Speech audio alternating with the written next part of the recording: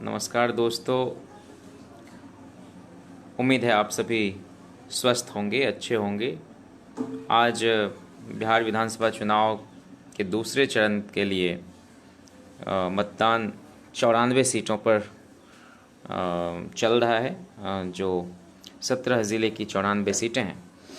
और मैं आपसे संबंधित क्षेत्र के मित्रों से गुजारिश करना चाहता हूं कि आप अपने इलाके के महागठबंधन के उम्मीदवारों को उनके चुनाव चिन्ह के आगे बटन दबाकर भारी मतों से विजयी बनाएं, ताकि बिहार एक नई ऊर्जा के साथ, एक नई उम्मीद के साथ आगे बढ़ सके। यहाँ गठबंधन के हमारे जितने भी घटक दल हैं, Rajad, Congress, CPI, CPM, CPI ML, symbol जो भी हो, हम लोग बहुत यूनाइटेडली इस चुनाव को लड़ रहे हैं।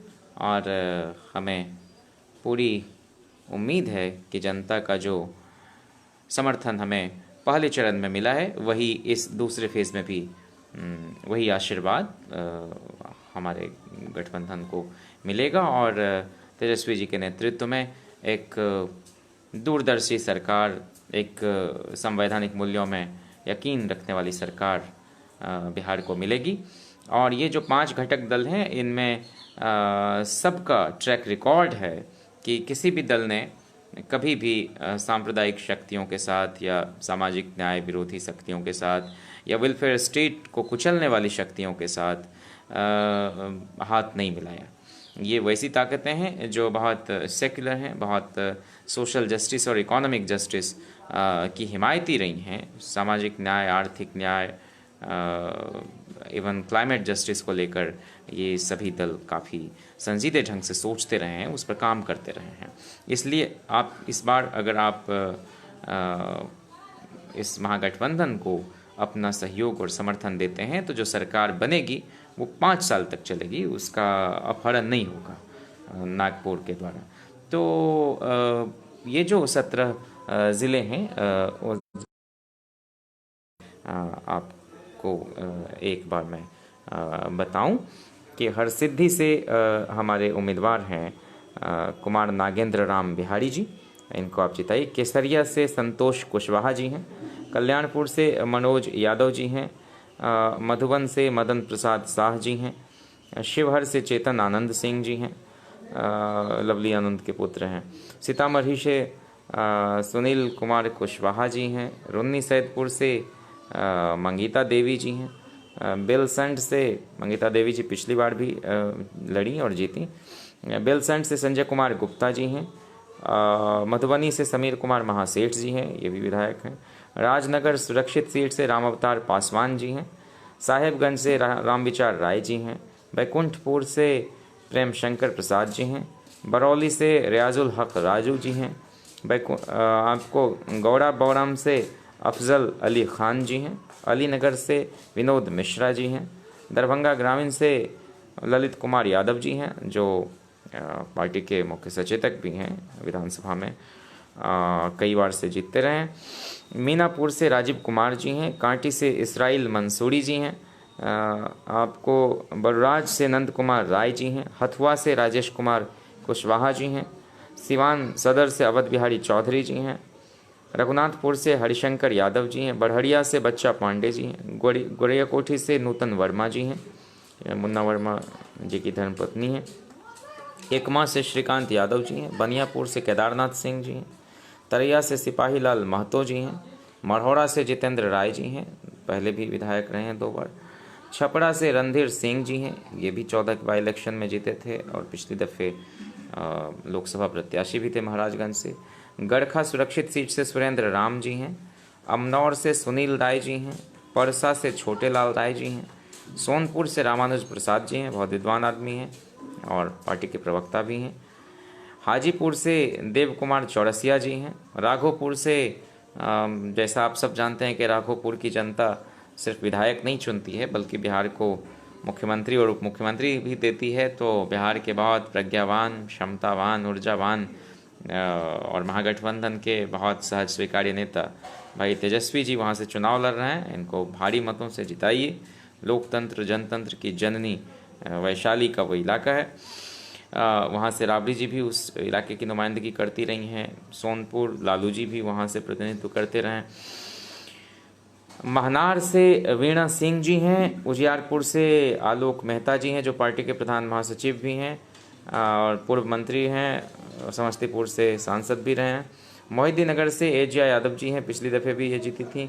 हसनपुर से भाई तेज प्रताप यादव जी हैं जो बिहार सरकार में स्वास्थ्य मंत्री रहे, वन एवं पर्यावरण मंत्री रहे, छात्र राजद के राष्ट्रीय संरक्षक हैं, धर्मनिरपेक्ष सेवक संघ के भी संरक्षक हैं। और हसनपुर जो समाजवादियों का गढ़ रहा है एक ज़माने से, और काफ़ी मशक्क़त मेहनत और लोगों से लगातार जनसंवाद करते रहें। इनको वहाँ से भारी बहुमत से जिताइए। मैं खुद वहाँ 7-8 दिन था। चरिया बरियारपुर से राजवंशी महतो जी चुनाव लड़ रहे हैं जो 1998 में राष्ट्रीय जनता दल के टिकट पर पहली दफ़े सांसद बने थे। आपको साहेबपुर कमाल से सत्यानंद संबुद्ध जी हैं। ये आपको कांति सिंह जी के दामाद हैं जो पूर्व केंद्रीय मंत्री हैं, और ये श्री नारायण बाबू के सुपुत्र हैं जो पूर्व नगर विकास मंत्री बिहार सरकार में रहे। इनको जिताइए। अलौली सुरक्षित सीट से जो हमारा इलाका है वहाँ से भाई राम वृक्ष सदा जी चुनाव लड़ रहे हैं। तीसरी बार चुनाव लड़ रहे हैं। पहली दफ़े 2000 ईस्वी में बहुत थोड़े अंतर से वो विधानसभा जाते जाते रह गए, लेकिन इस बार कोई कोर कसर नहीं छोड़नी है। मैं 5-6 पंचायत घूमा और तेजस्वी जी की सभा के दिन भी था, और बहुत लगनशील हैं, बहुत कर्मठ हैं और बहुत जद्दोजहद करने वाले ये उम्मीदवार हैं। इनको ज़रूर जिताइए। 2-3 रात से मैं खुद भी घूम रहा हूँ। परबत्ता से तिवारी दिगंबर चौरसिया जी चुनाव लड़ रहे हैं। इनको वहाँ से जिताइए। बिहपुर से शैलेश कुमार जी उर्फ बूदो मंडल जी चुनाव लड़ रहे हैं जो भागलपुर के सांसद भी थे 2014 में सो कॉल्ड वेव में, और पिछली दफ़े इनकी धर्मपत्नी वर्षा रानी जी चुनाव लड़ रही थी, और ये युवा राजद के राष्ट्रीय अध्यक्ष हैं हमारे। गोपालपुर से शैलेश जी चुनाव लड़ रहे हैं। पीरपैंती सुरक्षित सीट से रामविलास पासवान जी चुनाव लड़ रहे हैं। नाथनगर से अली अशरफ सिद्दीकी जी चुनाव लड़ रहे हैं। अस्थावा से अनिल कुमार महाराज चुनाव लड़ रहे हैं। बिहार शरीफ से सुनील कुमार साहू जी चुनाव मैदान में हैं। इस्लामपुर से राकेश कुमार रोशन जी हैं। हिलसा से शक्ति सिंह यादव हैं। फतुहा से डॉक्टर रामानंद यादव हैं, कई बार से विधायक रहे हैं, इनको जिताइए। दानापुर से रितलाल यादव जी हैं, इनको वहाँ से जिताइए। मंदेर से भाई वीरेंद्र चुनाव लड़ रहे हैं। बख्तियारपुर से आपको अनिरुद्ध कुमार जी चुनाव मैदान में। कुमरार से डॉक्टर धर्मेंद्र चंद्रवंशी जी चुनाव मैदान में हैं। तो ये सब हमारे उम्मीदवार हैं। इनको आप अपना सहयोग दें, समर्थन दें और इनको भारी बहुमत से वहाँ पर चुनाव जिताने का काम करें। ये विशुद्ध मुद्दों पर आधारित यह चुनाव है, और पहले जिस तरह का विशाल जन समर्थन और जिस तरह से तेजस्वी जी की सभाओं में आप पहुंचते रहे, उससे एक उम्मीद बनती है। हालांकि लोग कहते रहे कि ये समर्थक हैं उनके, तो जाहिर सी बात है कि समर्थकों से ही दल चलता है, सदस्यों से दल चलता है, हमदर्दों से दल चलता है, और जब कुछ नहीं मिलता है तो लोग व्यक्तिगत टीका टिप्पणी करते हैं तेजस्वी जी पर। लेकिन उन्होंने इस चुनाव प्रचार में जिस गरिमा के साथ लड़ा है और नेतृत्व किया है फ्रंट पर, उससे न सिर्फ बिहार को बल्कि देश को एक बहुत कायदे का, सलीके का नेता मिला है जो धीरे धीरे खुद को पॉलिटिशियन से स्टेट्समैन में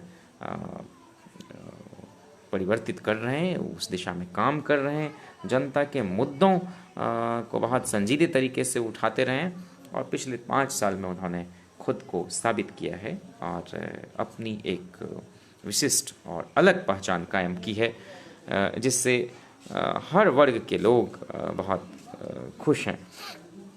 हमारे यहाँ जो पार्टी चुनाव लड़ रही है और जो साझा सहमति है जिस पर, उसमें मैं आपके सामने अपने वायदे दोहराऊं, अपने नेता के वायदे, अपनी पार्टी के, अपने महागठबंधन के, कि जो रोज़गार सृजन है उसी से हमारे सरकार की कामकाज की शुरुआत होगी। जो 15 वर्षों की एनडीए सरकार की नाकामियों की वजह से लाखों पद खाली पड़े हैं, उसमें अस्थाई नौकरी दी जाएगी और कुछ नए पद क्रिएट भी किए जाएंगे। और तेजस्वी जी अपने पहले दस्तखत से 10 लाख बेरोजगारों को अस्थाई नौकरी देने का वादा कर रहे हैं और जो वादा पूरा किया जाएगा। जो आपको कॉन्ट्रैक्ट सिस्टम है, संविदा प्रथा है, उसको समाप्त कर नियोजित शिक्षकों को अस्थायी कर समान काम के लिए समान वेतन देना हमारे सरकार की प्राथमिकता होगी। और हर विभाग में जो निजीकरण है उसको समाप्त किया जाएगा। जो बिहार के मूल निवासी हैं, यहाँ के रेजिडेंट हैं, उन युवाओं को सभी सरकारी बहाली जो अलग अलग महकमे में होती है उसकी परीक्षाओं के फॉर्म के लिए उनसे कोई शुल्क नहीं लिया जाएगा, निःशुल्क फॉर्म भरा जाएगा। और अपने राज्य के अंदर जिस भी ज़िले से हों उनके गृह ज़िले से परीक्षा केंद्र तक जाने की जो सुविधा सुनिश्चित करेगी, उनके लिए उनको खर्च नहीं उठाना पड़ेगा। इससे जो गरीब गुरबे परिवार के बच्चे हैं उनको बहुत सहूलियत होगी। जो किसी भी सरकारी नौकरी में स्थानीय जो डोमिसाइल पॉलिसी है उसको लागू करते हुए कम से कम 50% रिजर्वेशन जो है यहाँ के अभ्यर्थियों के लिए सुनिश्चित करने की बात हम लोग कर रहे हैं और उस वायदे को निभाया जाएगा ताकि यहाँ के लोगों को ज़्यादा से ज़्यादा नौकरी मिल सके। और ये बाकी स्टेट्स भी ऐसा करते हैं। देश के हर राज्य में जो कर्पूरी श्रमवीर सहायता केंद्र खोलने की बात हमारे नेता, उससे किसी भी आपात स्थिति, अनिश्चितता, आपदा या किसी तरह के संकट से उबरने में बिहार के जो श्रमवीर लोग हैं और उनका जो परिवार है जो उन पर आश्रित है, उन सबको फौरी तौर पर राहत मिलेगी, उनको मदद मिलेगी। किसानों के लिए जो लागत मूल्य के अनुरूप जो मिनिमम सपोर्ट प्राइस है, न्यूनतम समर्थन मूल्य, वो हम लोग तय करेंगे और ये सुनिश्चित करेंगे कि उस दर पर ही उनके अनाज, उनके खाद्यान्न की खरीद हो और स्थानीय स्तर पर MSP जो है उस पर अधिप्राप्ति हो। जैसे 1850 रुपये मकई की कीमत तय की है सरकार ने, लेकिन उस पर कहीं खरीद नहीं हो रही है। तो इन सब विसंगतियों को हम लोग दूर करेंगे, बिचौलियों से किसानों को बचाएंगे, उनके खेत खलिहान को लूटने से बचाएंगे। सरकार बनने पर जो कृषि ऋण है किसानों का वह माफ़ किया जाएगा, कृषि भूमि लगान को माफ़ किया जाएगा। जो बाढ़ प्रभावित क्षेत्र हैं जहां जान माल की बड़े पैमाने पर क्षति होती है उसको कि जितना कम से कम किया जा सके ये हम सब की कोशिश होगी। और रोज़गार के अवसर पैदा करने के लिए जो आपदा प्रबंधन केंद्र है उस इलाके में जब तक कि ये संकट, प्राकृतिक संकट चलता है, वो सब काम वहाँ पर किया जाएगा। बिहार में किसान आयोग, व्यावसायिक आयोग, युवा आयोग और खेल आयोग का गठन करने का वादा तेजस्वी जी ने किया है। इसके अलावे जो खाद्य प्रसंस्करण उद्योग है, फूड प्रोसेसिंग इंडस्ट्रीज़, उसमें आपको इंडस्ट्री स्पेसिफिक क्लस्टर्स जो हैं, फूड पार्क है, फूड प्रोसेसिंग यूनिट है, IT पार्क है, जो निर्माण क्षेत्र के लिए सेज है, स्पेशल इकोनॉमिक जोन, हर बाज़ार के एक सरकारी गोदाम, कोल्ड स्टोरेज और वेयर हाउस आदि का निर्माण हमारी सरकार बनेगी तो ये सब कराया जाएगा। अब ये विशुद्ध ऐसे मुद्दे हैं जो लोगों को सीधे सीधे छूते हैं और लोगों की ज़रूरतों का ये सब हिस्सा है। पहली बार आप देखेंगे कि हम लोग ये स्लोगन लगाते थे, हमारे पुरखे लगाते थे कि शिक्षा पर जो खर्चा हो बजट का 10वां हिस्सा हो, लेकिन वो कभी भी 2%, 3%, 4-5 के आगे नहीं जा पाता था। ये पहली दफ़े हुआ है और दुनिया के कई मुल्क में इस बात के लिए लड़ाई चलती रही है कि एजुकेशन फंड जो है उसमें कट हो जा रहा है, WTO है, तरह तरह की संस्थाएं हैं, ग्लोबल प्रेशर है, लोग चाहते हैं कि निजी विश्वविद्यालय, निजी संस्थान खुले, इसलिए सरकार जो है शिक्षा पर बजट को घटाए। ये वहाँ का भी दबाव है, तीसरी समिति का भी दबाव है। लेकिन तेजस्वी जी ने कहा है कि हम 22% अपने बजट का जो खर्च है वो शिक्षा पर करने जा रहे हैं। ये बहुत स्वागत योग्य कदम है और इससे दूसरे राज्य को भी यह प्रयोग करने में, यह कदम उठाने में शायद कुछ प्रेरणा मिले। विद्यालयों में जो है बालिकाओं के लिए, लड़कियों के लिए अलग से शौचालय की अनिवार्यता की जाएगी। अगर कहीं नहीं बना है ज़रूरत है तो उसको हर हाल में प्राथमिकता तय करते हुए बनाया जाएगा। उनको सैनिटरी नैपकिन जो है निःशुल्क दिया जाएगा। जो माहवारी स्वच्छता जो है उसको सिलेबस का हिस्सा बनाया जाएगा, ताकि इन सब बातों पर चर्चा करते हुए लोग सकुचाएं नहीं और उनके अंदर एक जागरूकता हो। गलत सही सूचनाएं कहीं से इकट्ठा करके वो बीमार न पड़ें, स्वास्थ्य को लेकर वो सजग रहें। लालू जी जब थे तो उन्होंने सरकारी कामकाज करने वाली महिलाओं के लिए 2 दिन का मेंस्ट्रुएशन साइकिल के दौरान 2 दिन की विशेष अवकाश देने का प्रावधान किया था 1992 में। ये उसका एक विस्तारीकरण आप समझ लें कि एक जागृति लोगों के बीच पैदा हो। वृद्धा पेंशन जो है उसको 400 से बढ़ाकर 1,000 रुपये हमारी सरकार बनेगी तो किया जाएगा। 400 रुपये बहुत नाकाफ़ी है। जीविका स्वयं सहायता समूह के जो कैडर हैं उनको स्थायी किया जाएगा और उनके मौजूदा मानदेय को दोगुना किया जाएगा। ग्राम पंचायत स्तर के जो चुने गए जनप्रतिनिधि हैं उनके मौजूदा मानदेय की जो दर, कहेंगे कि इन लोगों के कमाई का तो बहुत सारा, तो हम मानते हैं कि सब लोग बेईमान नहीं होते, कुछ लोग ईमानदार होते हैं, बहुत लोग ईमानदार होते हैं। और अगर आप इतना कम करेंगे जाहिर सी बात है कि वो दूसरी तरफ भी सोचेंगे। तो हम क्यों नहीं इस सिस्टम को ठीक करने के लिए एक सम्मानजनक राशि उनके लिए तय करें। प्रत्येक ज़िले के सदर हॉस्पिटल में डायलिसिस केंद्र खोले जाएंगे जिनमें गरीबों को मुफ्त डायलिसिस की सुविधा दी जाएगी।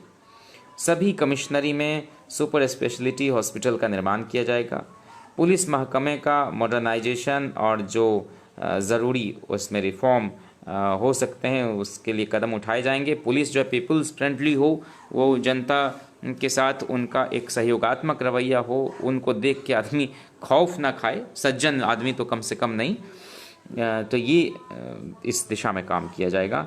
50 साल से ऊपर के जो सरकारी नौकरी पेशा लोग हैं उनके रिटायरमेंट के लिए जो सरकार ने एक तुगलकी फरमान जारी किया है उसको सरकार बनने के अंदर 15 दिन के भीतर उसको वापस लिया जाएगा। कभी इस तरह का नहीं होगा। 70 साल का आदमी मुख्यमंत्री के रूप में काम कर सकता है और कह सकता है कि हम तो काम करते हैं, तो फिर 50 साल की आयु क्या होती है। और भारतीय राजनीति में और अलग अलग जगह तो 50 साल में शबाब ही आता है और मैच्योरिटी आती है, आदमी ठीक से काम कर पाता है।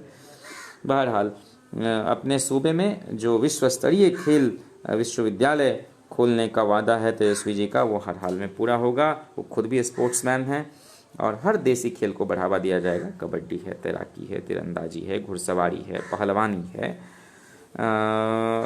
इसके साथ साथ हर कमिश्नरी में एक स्टेडियम का निर्माण कराने की भी योजना है।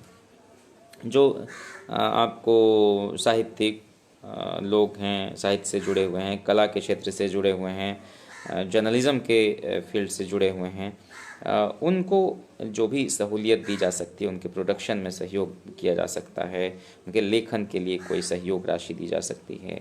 और राज्य के जो भी सांस्कृतिक धरोहर हैं उनको संजोने के लिए एक पब्लिक ट्रस्ट की स्थापना की जाएगी। भिखारी ठाकुर जैसे लोग हमारे यहाँ, विद्यापति जैसे लोग हैं। तो जो भी लोक कला है, लोकगीत है, लोक संस्कृति है, उसको सहेजने में सरकार बहुत तत्परता से काम करेगी।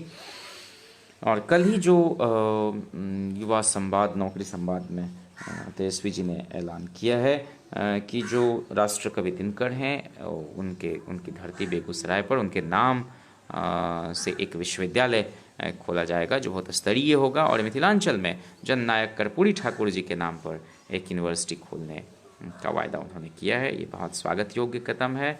और जो नेहरू कहते थे university stands for humanism, tolerance, तो वो और एडवेंचर ऑफ आइडियाज़, तो ये विश्वविद्यालय जो इसकी जगह है वो बिहार में भी एक कायदे की यूनिवर्सिटी हो।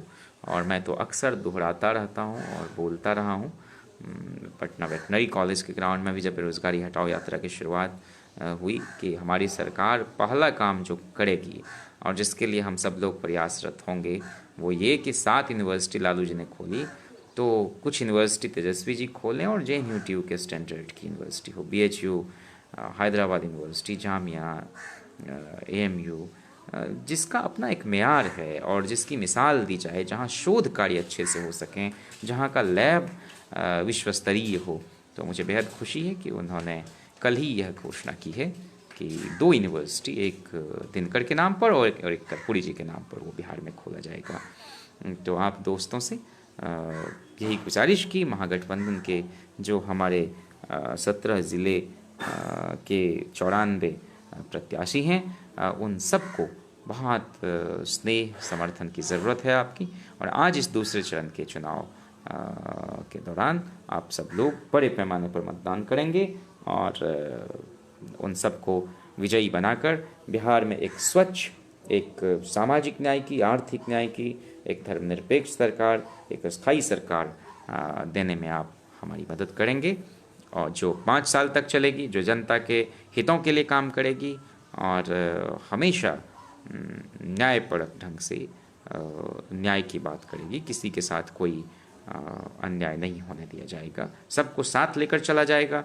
जाति मजहब की दीवारें ढाई जाएंगी, जमात जोड़ी जाएगी और इंसान को इंसान के रूप में जो प्रतिष्ठा मिलनी चाहिए, उनको गरिमापूर्ण जीवन जीने के लिए सरकार अपने दायित्व का निर्वहन करेगी। लोक कल्याणकारी राज्य की जो संकल्पना है, उसको किसी सूरत में ध्वस्त नहीं होने दिया जाएगा। और फिर से वही अपने उस्ताद मोहतरम डॉक्टर मसूद अहमद साहब की वो बात दोहराऊँ कि वो देखो पूरब से आ रहा है नए दौर का नया सवेरा, सुनहली किरणों की रोशनी में बदल रहा है घना अंधेरा। लुटे न कोई लूटे, लुटे न कोई लूटे, छिने किसी का ना आबुदाना, ज़माना तुझको पुकारता है, लगा तो बढ़ के वो ताज़ियाना। तो तेजस्वी जी को आप सभी लोग अपना सहयोग दें, अपना प्यार दें, अपना समर्थन दें और सभी उम्मीदवारों को अपने अपने इलाके में जिताकर बिहार विधानसभा के अंदर भेजें, ताकि उनके सहयोग से एक सलीके की सरकार, एक लोक लाज की सरकार, एक मर्यादित सरकार बने, जो जनता के हितों का ख्याल रखे, गरीब गुरबों का ख्याल रखे, ज़रूरतमंदों का ख्याल रखे, मजलूमों को जो है जुल्मत ज़िल्लत की ज़िंदगी से बचाए, उनको इंसाफ दिलाए। ऐसी सरकार हो जो किसानों के लिए काम करें, मजदूरों के लिए काम करें, रेल पटरी वालों के लिए काम करें, जो छात्रों के लिए, नौजवानों के लिए काम करे, खिलाड़ियों के लिए काम करे, जो अन्न उगाने वालों को विशेष रूप से इज्जत दे, जो पूंजीपतियों के हाथों में खेले नहीं उनकी कठपुतली बनकर, अडानी अंबानी के इशारे पर भारतनाट्यम और भांगड़ा न करने लगे। हमें ऐसी सरकार चाहिए, और यह सरकार वही दे सकता है जिसने उस दौर को देखा है, जिसने उस भावना को जिया है, जो हर मजदूर, हर किसान हर रोज़ जीता है। हर रोज़ यही सोचकर वह उठता है कि आज का दिन ऐसा हो कि हमारा पसीना सूखने से पहले हमारी कमाई मिल जाए। तो फिजूल के मुद्दों में हमारी सरकार नहीं उलझेगी, काम करेगी और जनता के हितों में काम करेगी। शेख सादी कहते थे कि जिस मुल्क का किसान खुशहाल होता है, उस मुल्क के बादशाह को फौज रखने की ज़रूरत नहीं पड़ती। उसके पीछे यही वजह कि इस देश के किसान अन्न उगाते हैं, वो हमारे लिए अन्न उपजाते हैं खेतों खलिहानों में, और किसान का परिवार अकेले काम नहीं करता जैसा मुलायम सिंह जी करते रहे हैं। किसान के परिवार में उनके बच्चे, उनकी बीवी, उनकी बहू, उनकी बेटी, उनकी बहन, सब लोग एक साथ लगे रहते हैं कि खड़िहन्ना में आएगा फसल, बैल को जोतेंगे, तमाम तरह से उनको दाना डालेंगे, खिलाएंगे, फिर काम पर जाएंगे, कलौ और पनपियाए लेके जाएंगे। तो ये सब उस बहुत एक कलेक्टिव एफर्ट है, बहुत सामूहिक सौंदर्य है, जिसको हमने खुद जिया है। कौवा उड़ाया है, बगुला उड़ाया है, मैना उड़ाया है, खेत में गेहूं का दाना ना चुग जाए कोई, और उस ठिठुरती ठंड में जब भेज दिया तो पुआल जला के किसी तरह से उसमें आग लगा के तापो। अपने खेत को पटा रहे हैं तो पानी दूसरे के खेत में जा रहा है, वो मेर बंधा नहीं रहा है।